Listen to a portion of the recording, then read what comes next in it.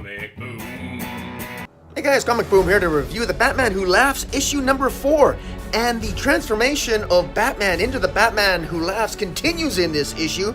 And this comes off the heels of the premiere issue of the Grim Knight, that one shot that gives us the goods on the Grim Knight. And this issue continues of obviously continuing with the storyline, which is really heating up. And it shows Batman forging the visor that he's wearing, that the Batman Who Laughs wears. Now, it was always curious because we were always joking around. I mean, how the hell can the Batman Who Laughs see through the visor because it blocks his eyes, right? Well, it's very interesting here because it's revealed that Batman explains that he forges the visor that he will wear as the Batman Who Laughs. He forges it from dark metal. Now, what's interesting is that the Batman collects vestiges and pieces of dark metal throughout Gotham, and he basically creates the visor that that the Batman Who Laughs wears. Now, as he's slowly transforming into the Batman Who Laughs, his goal is to use the visor to help see things the way that the Batman Who Laughs sees them. And the visor, which is made of dark metal, allows Batman to see as the Batman Who Laughs sees. So he sees all the deepest and darkest desires of anyone just by looking at them, and he can see what their dreams are and their nightmares are, and of course that will help him get into the head of the Batman Who Laughs. But at the same time, it might also tempt him and hasten his transformation into the Batman Who Laughs. And so it's a dangerous game that Batman is playing, but he must play it. The art here is fantastic. As Batman is explaining the visor to Alfred, of course doesn't want Batman to wear the visor. He's afraid for him. He loves Batman. He hates seeing the changes in him. There's a real awful scene, or a kind of a cool epic scene actually, but you feel bad for Alfred because he sees the transformation that is taking place in Bruce Wayne with the red eyes and the twisted face. You can really see that the transformation is it's taking place in a horrific fashion, and unless the Batman stops the Batman Who Laughs as soon as possible, that transformation into the Batman Who Laughs is going to be complete, and things are not going to be looking good for him. Now, a couple of other revelations here is that the Batman Who Laughs reveals to Commissioner Gordon, because remember that the Grim Knight captured Commissioner Gordon, and him and the Batman Who Laughs have Commissioner Gordon hostage. And it's very interesting to note that the role that Commissioner Gordon has, because Commissioner Gordon really is almost like the tether between the Grim Knight and the Batman Who Laughs, because of course Commissioner Gordon in the Grim Knight's world, it was Commissioner Gordon who hunted down the Grim Knight and basically destroyed the Grim Knight's world and brought him to justice.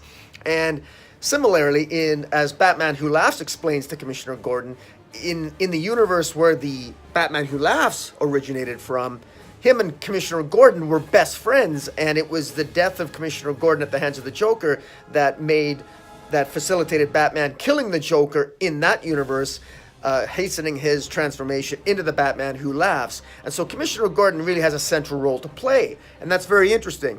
Meanwhile, James Gordon Jr. is trying to help Batman locate various repositories of dark metal in Gotham City, because it's where these repositories of dark metal are located.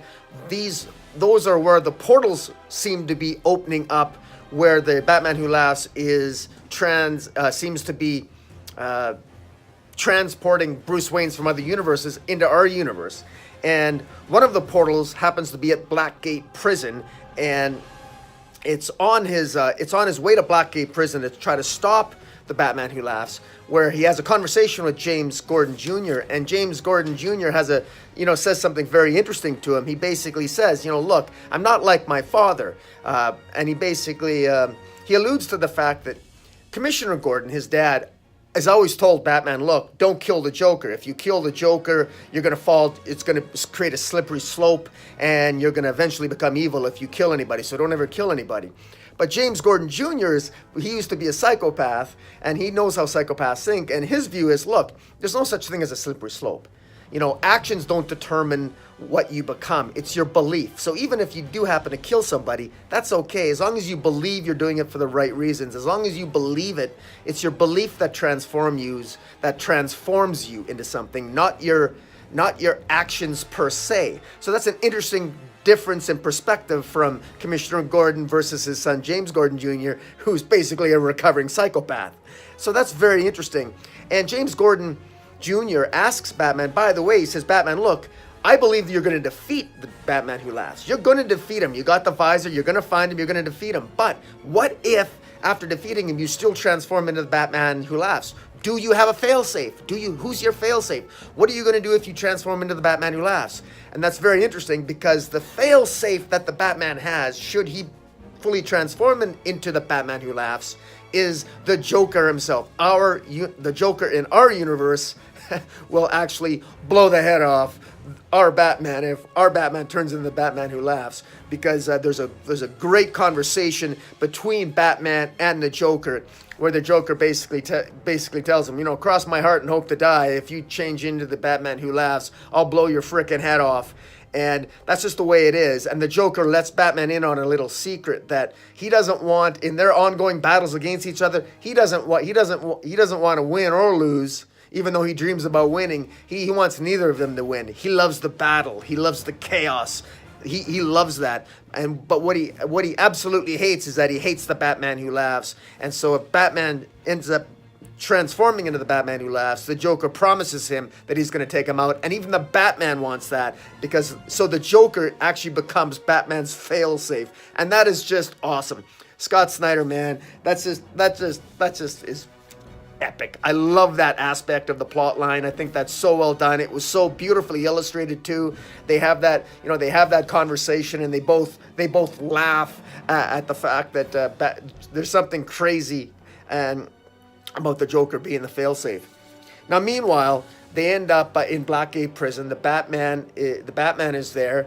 He clearly, while he's in Blackgate Prison, he discovers another Bruce Wayne appears, or he seems to be transformed into another universe where Blackgate Prison is 6 times larger than Arkham Asylum, and it's huge. And he meets the Bruce Wayne from another dimension, where it's clear that this other Bruce Wayne is sort of like the prison warden, and that prison warden ends up ultimately getting transported to our universe, where another prison guard, officer, I believe Officer Dalton is his name, ends up being in fact the Batman Who Laughs, and that Bruce Wayne is killed.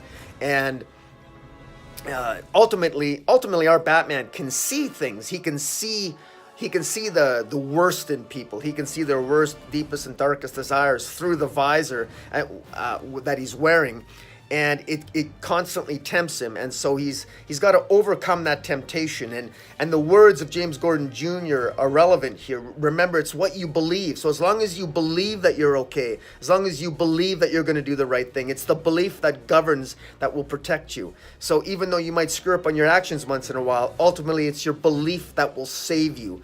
And just like arguably it saved James Gordon Jr. from becoming a psychopath, it's his belief that he can be something different that will ultimately save him, despite his terrible actions that he's taken in the past. So it's very interesting in that regard. Meanwhile, while all this is going on, the Grim Knight, who has Commissioner Gordon held prisoner, he lets Jim Gordon go. Now, why does the Grim Knight let Commissioner Gordon go? It's simple. He wants to hunt him down. He goes, I want to hunt you like you hunted me on my world. Because in the Grim Knight's world, Commissioner Gordon hunted him down and defeated him and threw his ass in jail before he escaped. And the Grim Knight wants to basically hunt Commissioner Gordon. He wants that revenge, and he wants to hunt the Commissioner Gordon of our world. So he lets him go, and he sicks a bunch of crazy, psychotic Robins on him that are sort of like the Batman Who Laughs versions of the Robins. He sicks them, and they're like the hounds, the Robin hounds that are hounding Commissioner Gordon. And so Commissioner Gordon's being hunted by these crazy Robins and the Grim Knight. Meanwhile, our Batman is being attacked by the prison guards who believe he's the Batman Who Laughs and being manipulated by the Batman Who Laughs. And things are really heating up here. Revelations abound here. This was a really exciting issue. Fantastic art by Jock. This is Scott Snyder at his best. This is really good stuff, guys. Let me know what you think. Follow me on Twitter at Metropolis40. Hit the subscribe button. Leave some comments. Tell me what you think of this issue, and until next time, Comic Boom, out.